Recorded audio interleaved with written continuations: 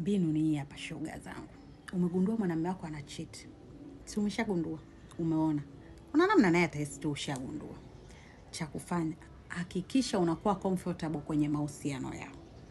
Yaani ushaona, wewe fanya tu kwamba hili siwezi kulizuia.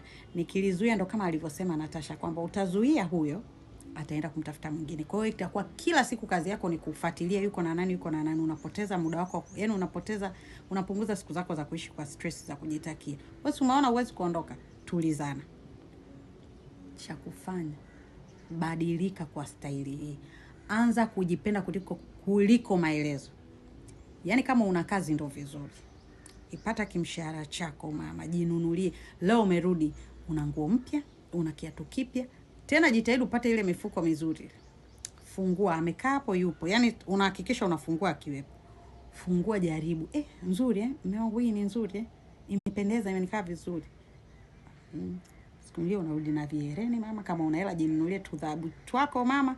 Siku nyingine toka na shoga zako hata mmoja.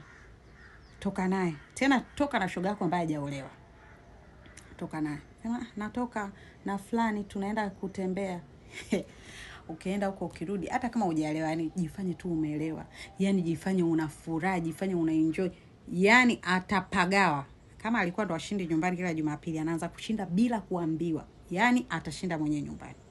Lazima atahisi huyu atakuwa kapata mtu.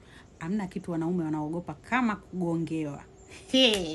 Yani afanye tu, kifanya wewe mama anapagawa. Kwa hiyo hakikisha unakuwa comfortable kwenye hayo mambo yao. Wewe ukitoka umerudi na kizawadi mama. Muda wote jifanye kwenye simu unacheka, kumbe unacheka na upumbavu wa watu TikTok.